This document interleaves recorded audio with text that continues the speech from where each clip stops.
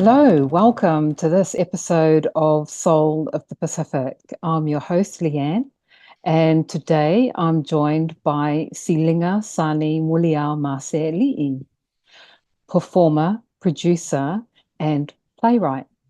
And you're going to get to know a bit more about Siliga with 3 questions that I have for him. And Siliga, welcome. Hello, Tarafalava Malo Soifua.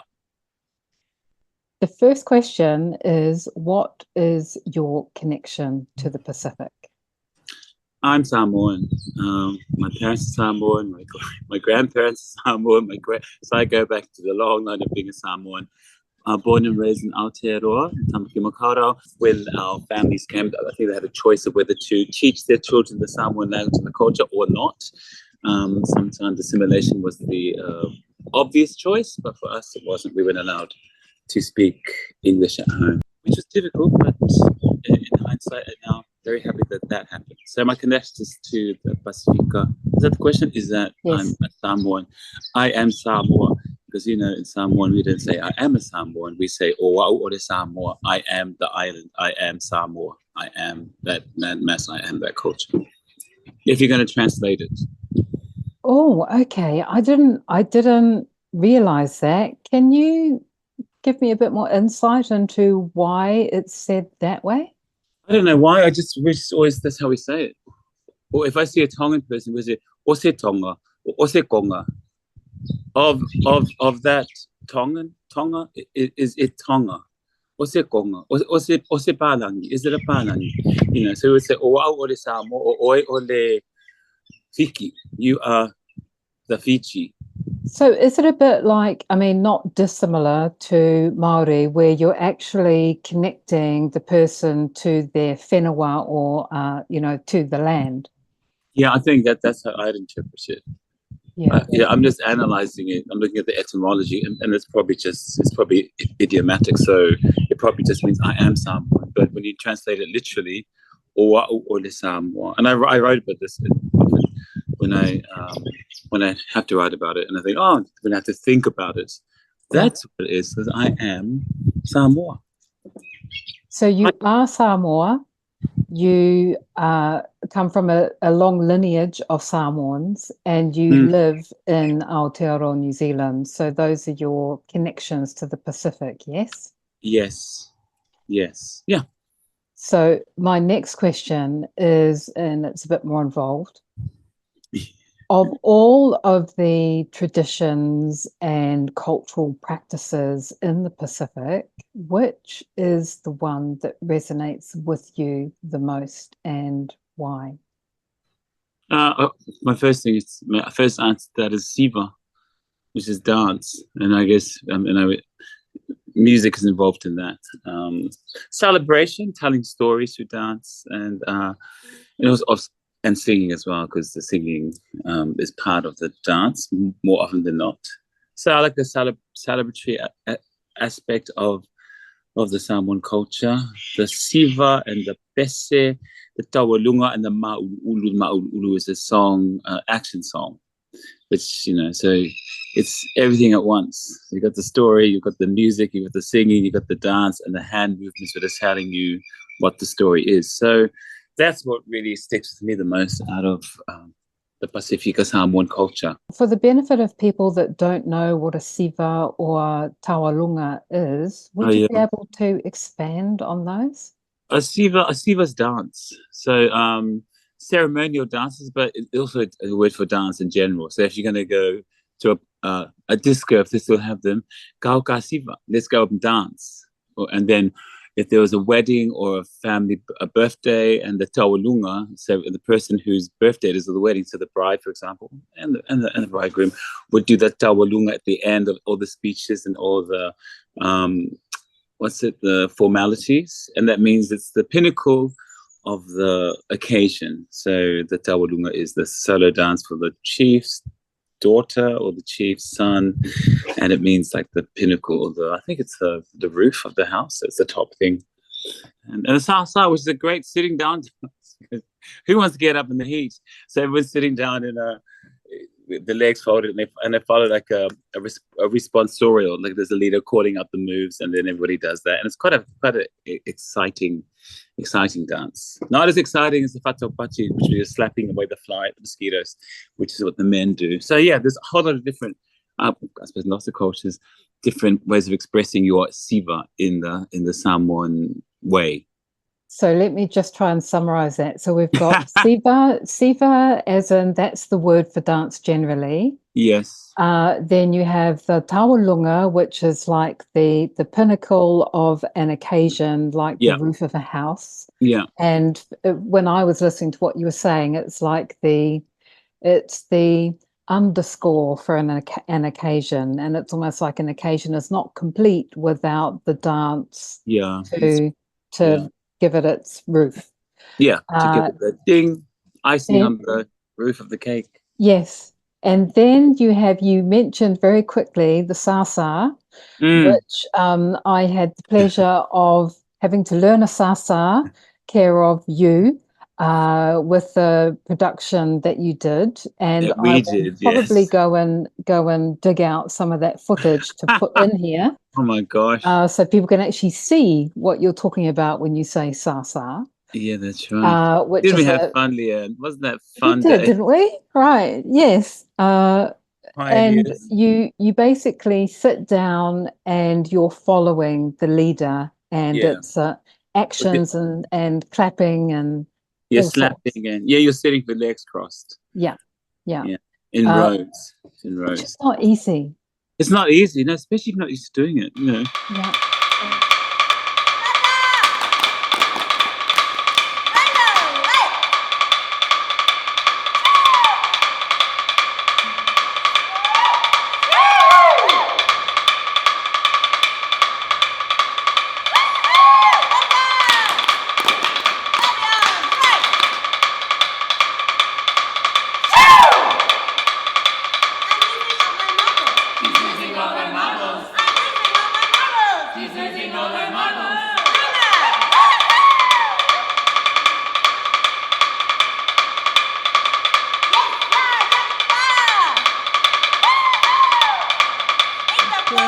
The last one was the slap dance, which I understand.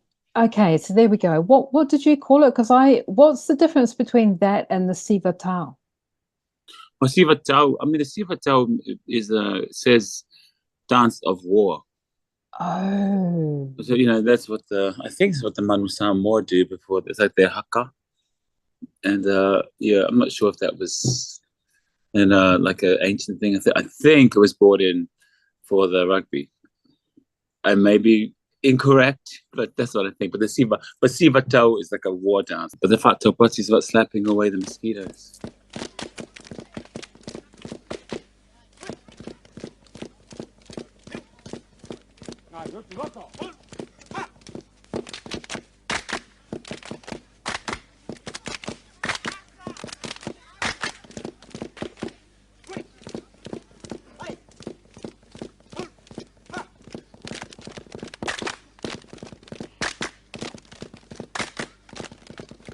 Learned it. I was trying to get my cousin. I thought he knew how to do it, but he didn't. So we aren't born knowing how to do it. You gotta learn it. Ask. You gotta learn. You gotta ask. You gotta imbue yourself in it completely. So I learned relatively recently that the haka, and I'm sure it's the same with the what is it, Fataupati? Have I got that right? Fataupati, yeah. Fataupati. It has a healing aspect to it, as in slapping the meridian lines of the body to stimulate them. Okay. When I heard that, I thought, oh, that actually makes a lot of sense. Yeah, I suppose it's context. When you see the All Blacks doing it, I wouldn't say they're trying to heal. No. Yeah. Was there anything else you wanted to add to that with the siva?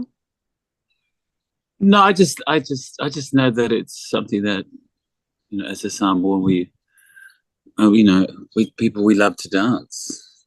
And I'm being general about this, but you'd expect young kids to dance, and then teenagers, obviously, and then young adults. But then it's across the board. Like you go to Samoa, to a restaurant or where there's a band, everyone gets up. I mean, everybody. No one, there's no shyness about getting up to dance or to sing. So that's what I love about who we are as a dancing people.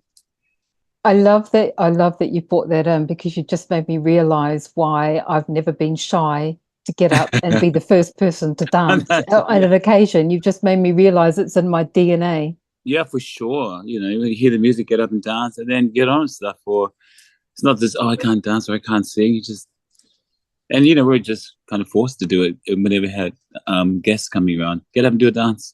Or my siva, or my visit.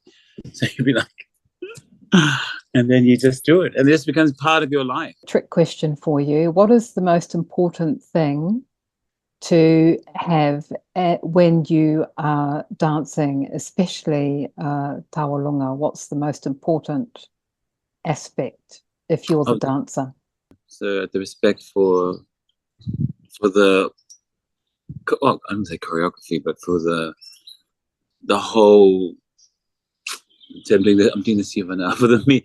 Respect is the main thing, I'd say, for the tawalunga. I mean, it's also joy. It's joy too, but I think if you respect the discipline that takes to become someone who can siva or dance a tawalunga or any dance, then you get the joy anyway, because you've worked at it. But I actually had in my head, which on the occasions where I have seen a tawalunga being performed, is there's always the aunties, or it's usually aunties saying "atamai, atamai." Oh, smile, yes, true. Yeah, it's true. Yeah. And for those who are not familiar, what I'm saying is, the smile is basically asking the person to smile. And my understanding is that this is one of the most important things. Yeah, he wants to see a sour-faced dancer. Exactly that. The last question, Silliga, is, of all of the proverbs and sayings, more than likely from the Samoan culture for you, because you are Samoan, of all of the proverbs that there are, or sayings that there are, which one would you choose to put into a book of knowledge for future generations? Well, I had the one which was, what was it again? E pule mea iti, e tofia oe te pule I mea tele. Which means if you look after the little things, you'll be able to look after the big things. You'll be chosen to take on bigger roles. And I think that's from the Bible, actually. But I like that. But the book of knowledge, well, that's a good one. But when I thought the question was about the sea, so I just made one up. Are you ready? From the sea comes life. Life is the sea. Oh, I love that. So you've made up your own one. Yeah.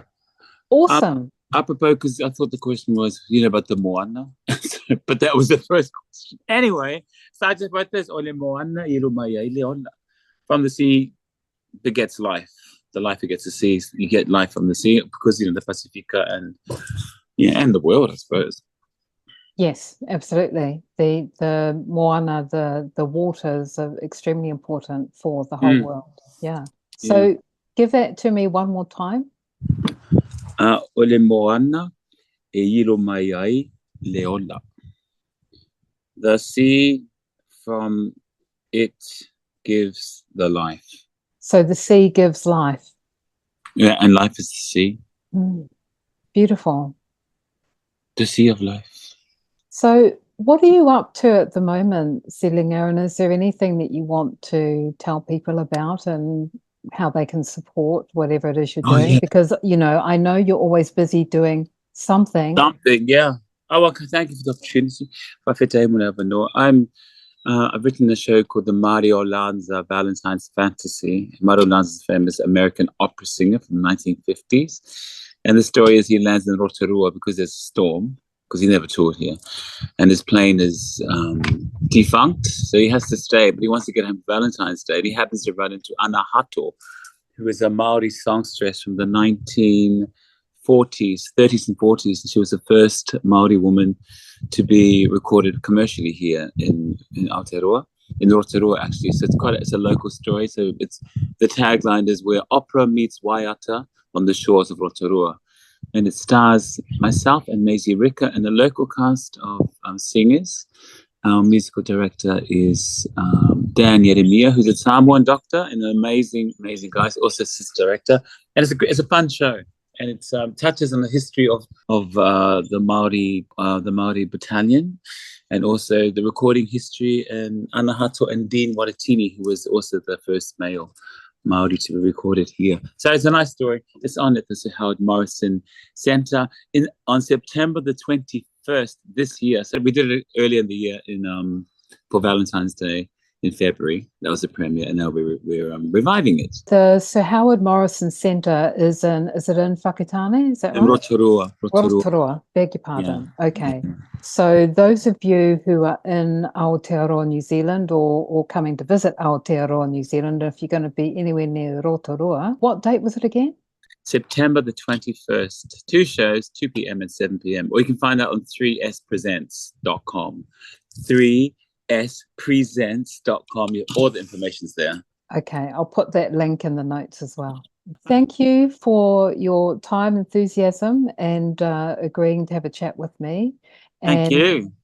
Thank you all for tuning in and watching, and see you next time from my heart's light to yours. Please like and subscribe so it can reach more people. I really appreciate the support. If you'd like to do something more tangible, I've created some eye-catching light song designs so you can wear and share the love of the Pacific.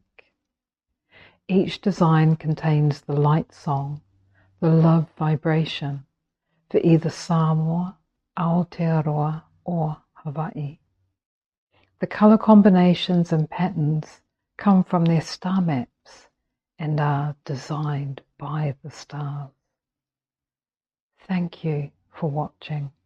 With so much love from my heart's light to yours.